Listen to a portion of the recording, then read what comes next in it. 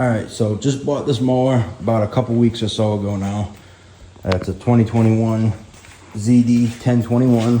It's got a 22 horsepower, 3-cylinder diesel engine in it. And it's got none of that bullshit emissions on it. So the thing's gonna, run forever, live forever. You don't have to worry about any of that fucking gay emission stuff on it.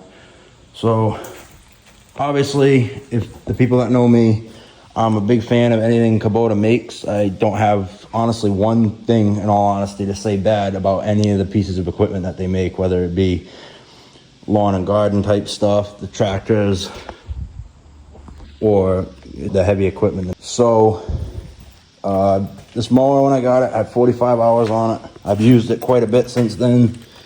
What's it got on it now? It's got what, 48.6 on it now. It's upside down, but it's 48.6. I'd flip the hood, but I'm too lazy to flip this up. Usually I take these off, but hey, whatever, I just left it. But I do like how they put the latch for the hood up here instead of in here. So that way, if you wanted to, where you flip up the seat, because the older models they had, you'd open the hood down there along with the seat, kind of gets a little crowded. So I like how they put a latch up here, and they just kept the seat mechanism to open, or flip the seat, I should say, the same. So that's pretty nice. Little things like that I like to see, and that I like, and it makes it life easier when you have to access stuff. Let's see. I like the fact that, unlike most of these mowers, I'm not saying Kubota in particular, but I'm saying most of these mowers that you'll see, even the commercial ones, like right off the top of my head here, I can think of the bad boy. They have greasable spindles, greasable bearings, and they have the greasable Zerk fittings right there for the forks and the yoke, whatever the hell they're called. The bearings in there, they're greasable, and there's just grease fittings for everything that really counts. You know what I mean? So I'm a big fan of anything that's greasable is going to hold up 10,000 times better in the long run, and just overall. I don't know why the hell this keeps getting cobwebs on it, even though I keep this thing cleaned and power wash. It just seems to keep coming back. But whatever, spiders gotta live too, I guess. So yeah, I got this from North Fork Power Equipment at the Mass. I got a fantastic deal on it. I'm not gonna say what I paid. That's for you guys to wonder and for me to always know. But it was a hell of a deal. Matt Reardon over there, excellent guy. Definitely recommend him, doing business with him. He's very knowledgeable, etc. So shout out to Matt Reardon over at North Fork and Rentham. Let's see, it's got the nice suspension seat on it. And if some of you guys that may not know, and if you already did, all right. If not, well, you're gonna know now. This right here, so what you would do to pick your deck up and down. So it's kind of actually cool. I like it, definitely.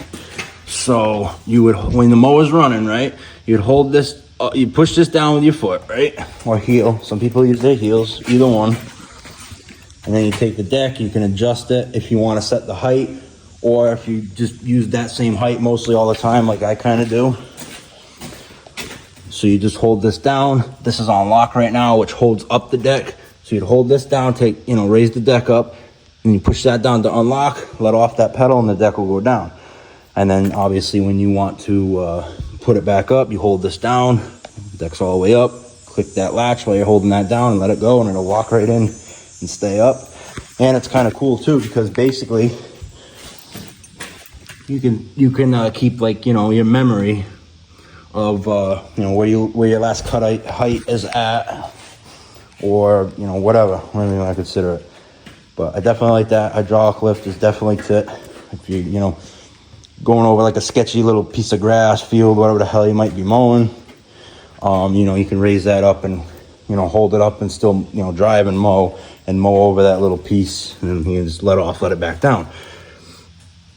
I also like another thing, that the transmissions on these, the tractors, the RTVs, everything like that, are the same. It's hydrostatic. There's no belt-driven bullshit to go wrong or anything like that. It's all just simply hydraulic or hydrostatic. Same thing, but it's just, that's the technical term for it.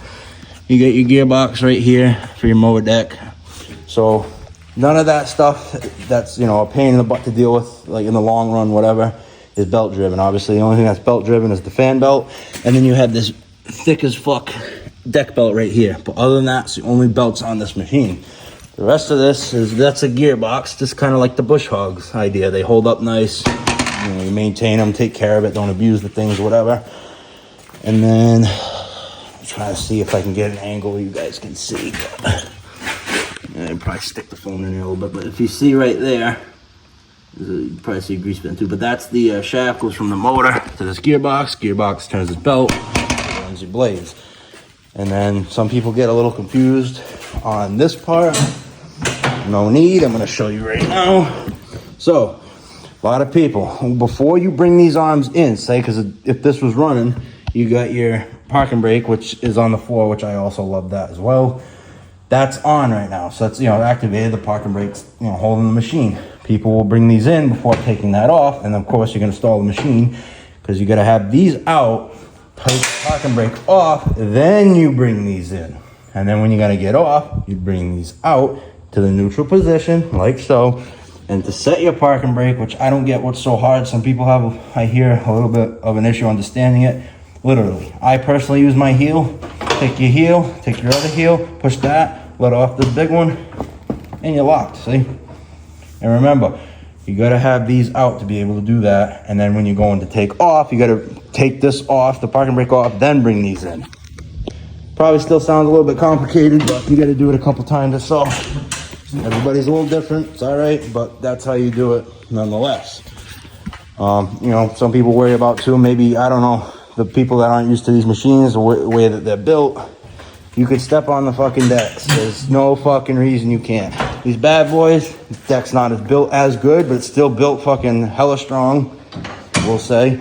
Still step on the thing. It is not gonna hurt it. People are like, oh, you shouldn't step on the decks, this and that. It's not gonna fucking hurt them. That is the least of your worries out of anything of owning, you know, zero turns aren't bad, but just any piece of equipment in general. That's not gonna be a worry. I'll do another video on that separate time. But anyway, but yeah, I like that. I like all the features on it. The armrests, like having a pillow for your arms. I shouldn't say I don't like, I don't care for them. That's just preference. I'm not a big armrest guy for the most part. If I'm kind of using this thing as like kind of a lawn chair, maybe I'll throw them down, but you know, I'm 6'1", I got long arms, so for me to run the armrest down, I just keep elbowing the armrest and it hurts and pisses me off. So that's why they stay up. And I do like the fact that how stiff they are, and they do stand up, unlike the bad boys, all floppy cock over here. You go over a little bump or you're going up and down a hill, and that's just what the fuck they do, and it's just fucking annoying that they don't stay up like that. You know, I like this where if you get somebody like my old man that usually prefers the armrest down, you know, you can flip them down. But if I want them up, for me, you flip them up and they're not going to vibrate down or whatever, because they're stiff enough to be able to move and, you know, not move, you know, terribly, like hard to move, but they're stiff enough to also hold their position. Hell, even if you were weird and wanted them halfway up, whatever, you can. You can also spin these, adjust them so they kind of stick halfway up, whatever. Has a seat belt. I took it off because seat belts are gay as fuck, and I just don't like them. And the thing was just, it was poking me. It would stick out to like up here. It's poking me in the side, pissed me off. So anybody that knows me, if it pissed me off, it's coming off. So, not a huge thing, but just something to point out. Obviously I have the grass chute and shit like that. It all came with that, but I don't like grass chutes. To me, they're also fucking gay. I don't run anything with grass chute except for that one, because that one folds up underneath. Whatever, it's not a big deal. I'm not saying that's a bad design by any other mower or Kubota. I just don't like the grass chutes. I take them off, whatever. So as far as the covers for the pulleys go, my mother has a ZD1021. Long story short, these covers over time would build up grass, and it would put enough friction, however the hell it does, under the covers, and you'd keep blowing belts because of that.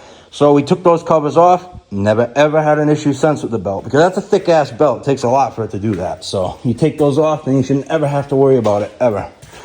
My mother's wouldn't even have blown the original belt if found that out and take those off sooner. So that's obviously, as soon as I even cut one blade of grass, took those fucking covers right off. Took those covers right off and took this gay grass chute off, because some people will flip them up, it'll crack the plastic over here, and that's not even just on Kubota mowers anymore with that stupid flap that kind of doesn't tuck in.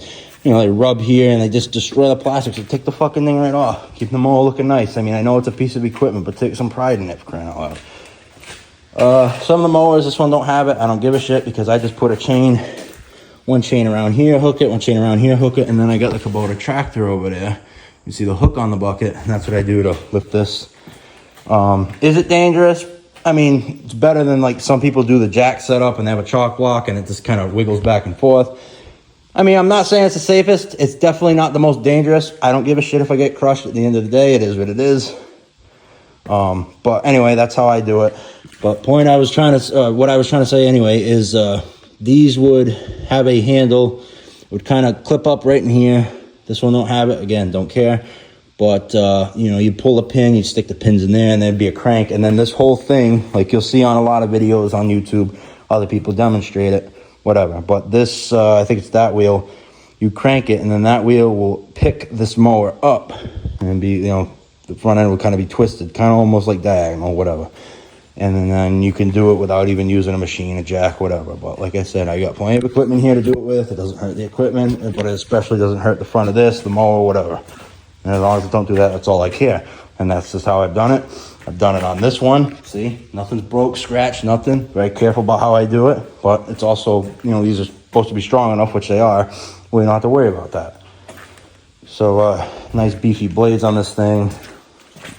You get what you pay for. Anyway, yeah, like I say, there's nothing like, I don't really have anything nitpicky about this thing to say, honestly. A++.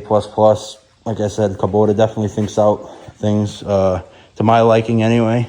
There's one guy on YouTube, right, that made a video, and he's like, oh, the freaking, yeah, he was nitpicking things. Like, you know, it's not necessarily a bad thing. I don't know if it was just a unit he was running, whatever. But he was like, oh, these arms to move, they're stiff. Number one, the way the transmissions are, it's commercial mode, they're always going to be a little stiff. Number two, they're really not even stiff. I think the motherfucker just needs to work out more. Stop being a fucking soft-handed goddamn candy ass and go hit the gym, lift some weight, you know? But, hey, whatever. Can't help the candy asses in the world. But, and then also, another thing I want to point out, they got a nice little kind of skid plate on the bottom of this motor. So, it's kind of nice. Like, actually, you can see through the crack here. You can still access your drain plug, but it kind of protects the bottom of the pan and all that. There's a nice transmissions right there. Left side, right side, nice and beefy. Yeah, there's not really much else to say. Like I said, they're a hell of a mower. Obviously, it's a big deep end commercial. There's, to my knowledge, 4 in the series, unless they come out with maybe a 5th one. But as of right now, as of this time, there's 4 of these in the series. Forgot the other numbers, but I know one of them, one of the main ones there, is a ZD1021-3, I believe it is. And then so on and so forth. They go up to like 30-something horsepower, 35, whatever, a little more than that. Don't really care. Don't really need something that big. But not saying they're bad. It's just not something I'd need. But you get the idea. It's easy enough just to go online. You can view Kubota's website. And you can go under their zero-turn mowers. And you can view all the gas-powered, diesel, whatever. Just like any equipment or machine that Kubota makes. Definitely nice wide tires. I like the rim style of it, even though that doesn't matter, but it's cool looking nonetheless. I like the decals and stuff like that. Again, not that it matters, but I'm just saying, you know, what I like, preference, whatever. If you're wondering, if you're watching this video and you're wondering, oh, how does the thing cut? I'm not going to show you because there's plenty of videos out there. There's really no need to, but it cuts very nice. Again, get what you pay for. It's a very nice design, very well built deck, and it cuts beautifully. So you can cut fields, you can cut a nice normal lawn like that. You can stripe if you wanted to. It cuts beautiful, nice and even. Again, it just, even when you're not trying to stripe, it leaves a nice, a clean kind of stripe, nice cut. Not that I use them, or not that I don't, but they got the little grips right here. So if it's like dewy out in the morning or whatever, you can step on these. At least you get some grip and you won't be, you know, you won't slip, fall, whatever. You can get grip, you actually get on the machine if it's a little dewy. You got the grips for your boots, whatever. You get your fuel gauge over here. Which is your fuel gauge right here. Temp. It's got a 6.1 gallon fuel tank, which this thing absolutely sips fuel no matter what you are doing. You know, cup holder, box here. Wouldn't really trust this thing, like not on any of them, but I mean, cup holder, you hold your drink in, your beer, whatever. A 6.1 gallon fuel tank. As I was saying, the fuel economy is absolutely tremendous on these mowers, especially this one, like I say, in particular, and you'll hear that through other people too. I heard these are rated to run a little over 8 hours, full throttle, through a thicker type of grass on a full tank. But obviously, you'll probably be running wide open. And when they say thick grass, they meant like field grass, but like more of a rougher type of thicker, like I don't know much about grass, but like thick, heavy stuff. Whatever that's called, I don't know. But you get the idea. It's very good on fuel. A lot of people ain't mowing shit like that, but it's, you know, it's great. It's amazing on fuel. It's a diesel, so either way, they're going to have more fuel economy than a gas engine anyway. But here's the back of it. I like how they have a little protection thing for the exhaust. I've never really seen people smash them, but, you know, there's a lot of idiots in the world, so wouldn't be surprised if that did happen. They have the battery over here, and you got your battery box. And then do the wing nuts. If you got to jump something, jump this, whatever, replace the battery. You don't need tools for that. You don't need tools to take these off either, because there was clips that would go right here, so you don't need tools for that. The only thing you need is like either pliers. Needle nose pliers ain't a big deal.